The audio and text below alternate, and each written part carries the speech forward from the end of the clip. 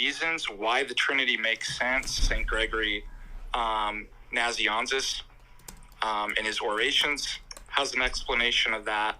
And we can also Gregory Nazianzus, you said? Yeah, his oration. Why triad is, he's reversing the Greek kind of metaphysical principle that one is the highest principle, that unity or monad is and he basically makes an argument. It's not, I wouldn't say it's a proof, because that presupposes there's something higher and independent of the necessary conditions to possibility of knowledge. He gives an explanation of why that makes sense, why triad makes sense and nothing else makes sense. So we can provide that, but the most important thing is to realize, well, how is it the Trinity? Because God is Trinity. That's what the word means, and he revealed himself as such. I think that's the most important thing, and that's why we say tag is not an argument for a term, but a whole worldview of revelatory theism. Okay, so just to make sure I understand this, with the tag principle is that we say that only the Trinity provides the sort of way that God shares his knowledge or his ability to The metaphysics that God reveals about the Christian worldview is the only metaphysical system that is a justification for these transcendental categories. Okay. And that happens to be a metaphysics premised on a triune God, a specific God, and not an abstract Unitarian deity or something else. Yeah. And I like that you brought that question. You know, something not arbitrary.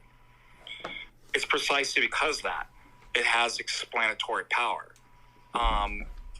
They're also missing that it's an argument for the entire paradigm. Yeah. It's not just an argument for the claim that there is this abstract being. It also includes the entire metaphysical structure of creation, the universe, universals, etc. It's all that.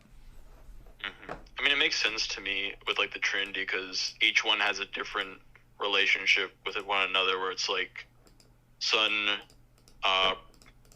is begotten of the Father, Spirit proceeds from the Father. They each have a unique relationship, and because everything in the world has a unique relationship with everything else, that because God can know that, you can know those different relationships. And I can give the argument real quick. It's a derivation of St. Gregory's Nazianzus' argument from orations of why God's triad. But so, in order to relate two things that are different or unlike, you have to relate them by something, a proportion, something by which they're similar. Two unlike things cannot be related unless there's some type of similarity by which you can relate them. Okay. So if you are you're a person. It's a person who has knowledge, not things. A person has knowledge. A person has beliefs. A person is the one who obtains the necessary conditions for the possibility of knowledge. So on the other side of the relation, if God is the necessary conditions for the possibility of knowledge, well, he's an infinite, uncircumscribable, uncreated being, cannot be related to a finite, circumscribed being, created being. So the mean proportional is personhood. Okay, well, personhood already implies a priori within it a relation to other persons. So God can't be strict monad. Why? Because he's personal. Okay, if he's personal, he has an eternal relation to another person. The eternal relation being to the eternal person, that's a dyad. But the dyad is, in Greek metaphysics and mathematics, is the principle of difference. So monad explains unity, okay? And if something is at one, it's different. It's right. So there's dyad. But the problem is, I have no principle in monad or dyad to explain how something be both one and many.